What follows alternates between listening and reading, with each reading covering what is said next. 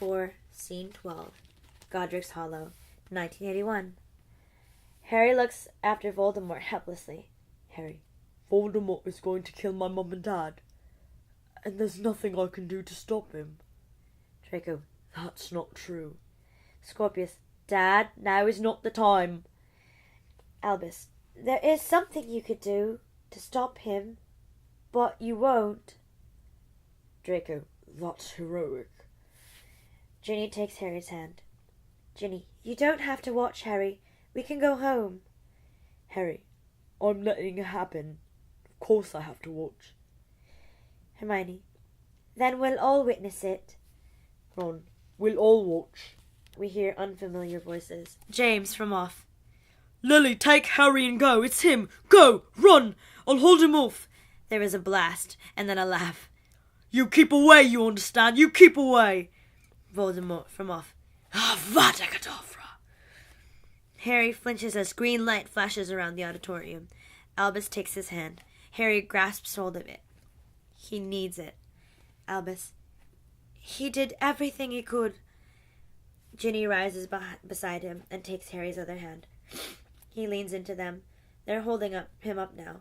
Harry, that's my mum at the window. I can see my mother. She looks beautiful. There's a sound of banging as doors are blasted off. Lily, not Harry! Not Harry, please, not Harry! Voldemort from offstage. Stand aside, you silly girl. Stand aside now. Lily from off.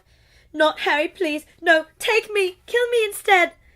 Voldemort from off. This is my last warning. Lily from offstage. Not Harry! Please! Have mercy! Have mercy! Not my son! Please! I'll do anything! Voldemort from offstage. Avada Kedavra! And it's like lightning passes through Harry's body. He's sent to the floor, a pure mess of grief.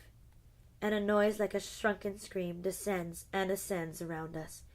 And we just watch. And slowly, what was there is no longer there, and the stage transforms and rotates. And Harry and his family and his friends are rotated off and away. Act 4, Scene 13. Godric's Hollow, inside James and Lily Potter's house, 1981. And we're in the ruins of the house, and a house that has undergone a vicious attack. Hagrid walks through the ruins. James? He looks around himself. Lily! He walks slowly, unwilling to see too much too soon. He is entirely overwhelmed. And then he sees them, and he stops, and he says nothing. Oh, that's not. I weren't. They told me, but I was hoping for better. He looks at them and bows his head. He mutters a few words, and then he takes some crumpled flowers from his deep pockets and lays them to the floor. I'm sorry. They told me. He told me. Dumbledore told me. I can't wait with you. The Muggles are coming, you see, with their flashing blues, and they won't appreciate a big lummox like me, would they? He lets out a sob. Hard thought it is to leave you. I want you to know. Yeah, you won't be forgotten, not by me, not by any folk. And he hears the sound of a baby snuffling. Hagrid turns towards it, walking with more intensity now. He looks down and stands over the crib, which seems to radiate light. Well, hello. You must be Harry. Hello, Harry Potter. I'm Rubius Hagrid. And I'm going to be your friend whether you like it or not. 'Cause you had it tough. Not that you know it yet. And you're going to need friends. Now you best come with me, don't you think? As flashing blue lights fill the room, giving it an almost ethereal glow, he lifts baby Harry into his arms gently. And then, without looking back, he strides away to the house, through the house, and we descend into soft black. Act 4, Scene 14. Hogwarts, classroom. Scorpius and Harry run into a room full of excitement. They slam the door after themselves. I can't believe what I just did. Albus, I can't believe you did that either.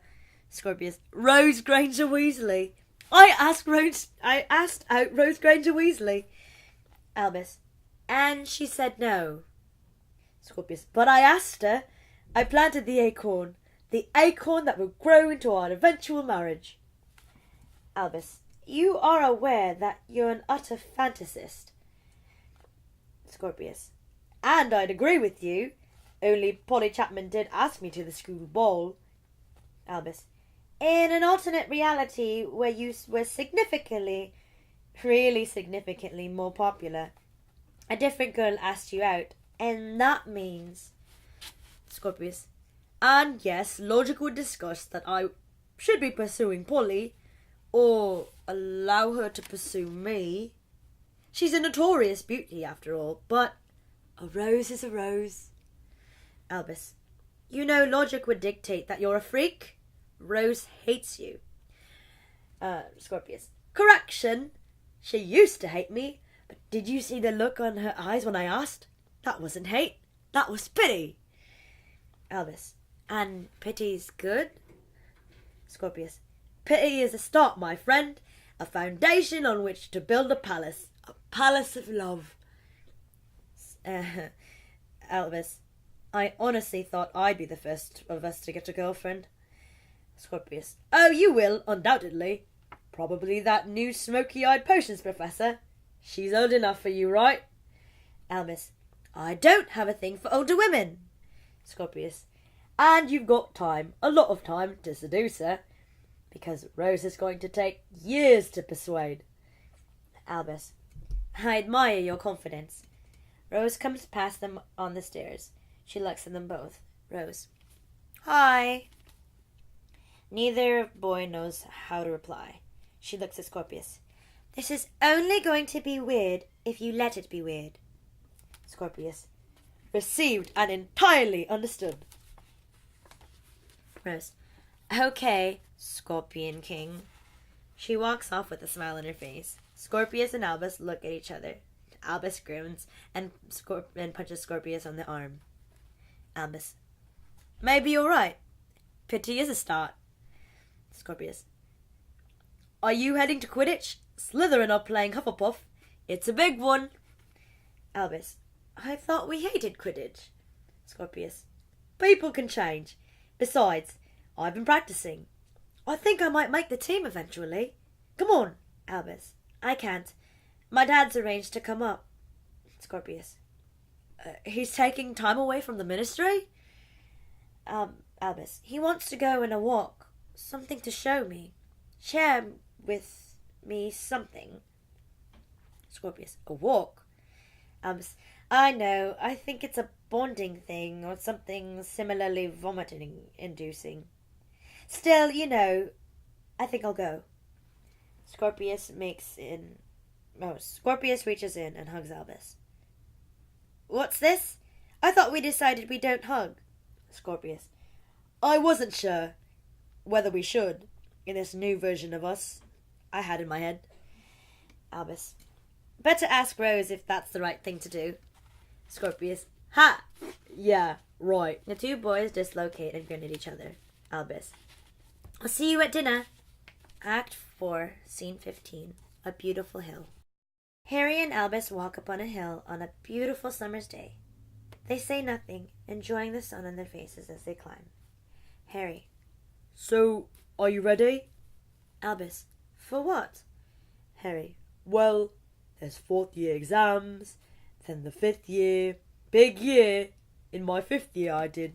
He looks at Albus, he smiles, he talks quickly. I did a lot of stuff, some of it good, some of it bad. A lot of it quite confusing. Albus, good to know. Harry smiles. I got to watch them, you know, for a bit. Your mum and dad. You had fun together. Your dad used to love to do this smoke ring thing with you where you couldn't stop giggling.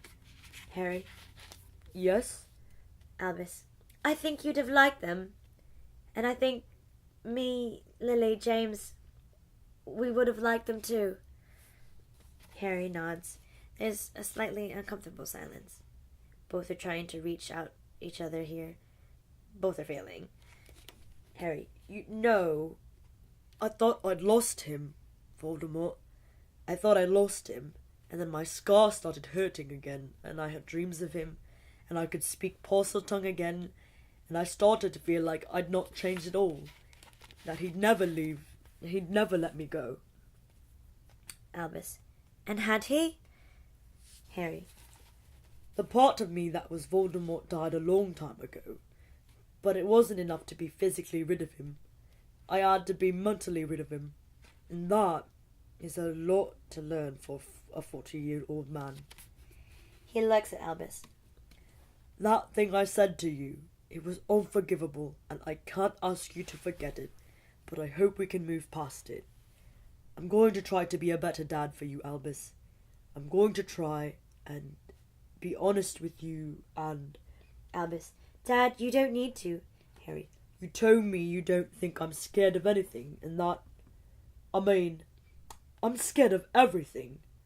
I'm afraid of the dark. Did you know that? Albus. Harry Potter is afraid of the dark?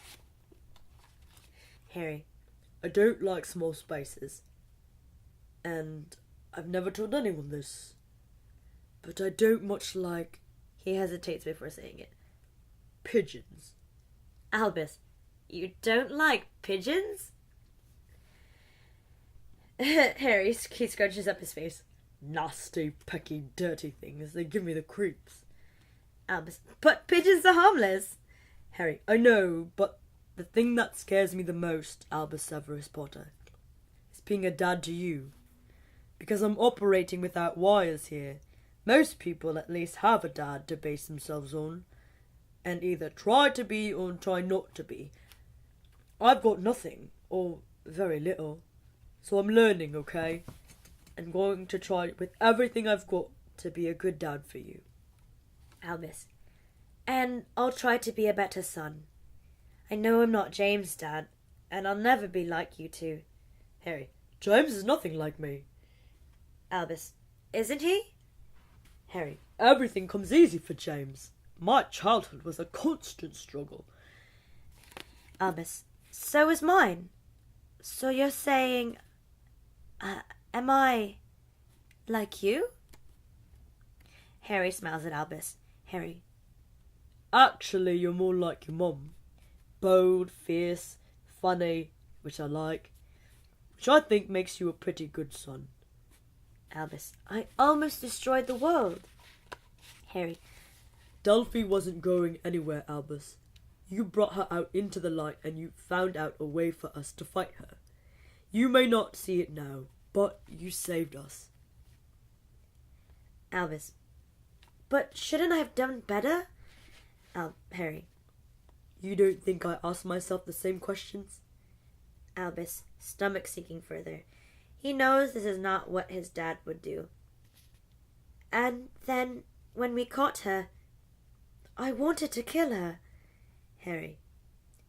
You watched her murder Craig. You were angry, Albus, and that's okay. And you wouldn't have done it. Albus. How do you know that? Maybe that's my Slytherin side. Maybe that's what the sorting hat saw in me. Harry. I don't understand your head, Albus. Actually, you know what? You're a teenager. I shouldn't be able to understand your head, but I do understand your heart. I didn't for a long time. But thanks for this escapade. I know what you got in there. Slytherin, Gryffindor, whatever label you've been given. I know. No, that heart is a good one. Yeah, whether you like it or not, you're on your way to being some wizard. Albus. Oh, I'm not going to be a wizard. I'm going into pigeon racing. I'm quite excited about it. Harry grins. Harry. Those names you have, they shouldn't be a burden. Albus Dumbledore has his trials too, you know, and Severus Snape, well, you know all about him. Albus. They were good men. Harry. They were good men, with huge flaws. And you know what? Those flaws almost made them greater. Albus. Dad, why are we here? Harry. This is where I often come. Albus. But this is a graveyard. Harry.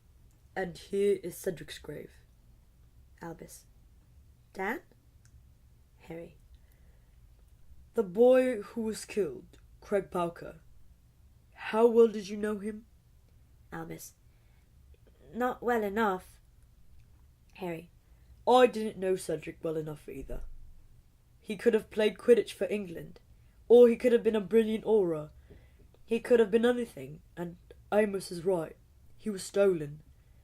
So I come here, just to say sorry, when I can. Albus.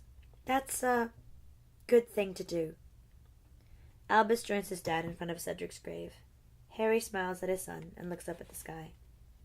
I think it's going to be a nice day. He touches his son's shoulder, and the two of them, just lightly, nod together. Albus smiles. So do I. The end. So that's the end of Harry Potter, guys. I hope that you enjoyed this reading, and I hope that you guys have a great day. If you guys have any other questions or if any comments of what we should read next, leave it in the comments below. I hope you guys have a great day. Bye!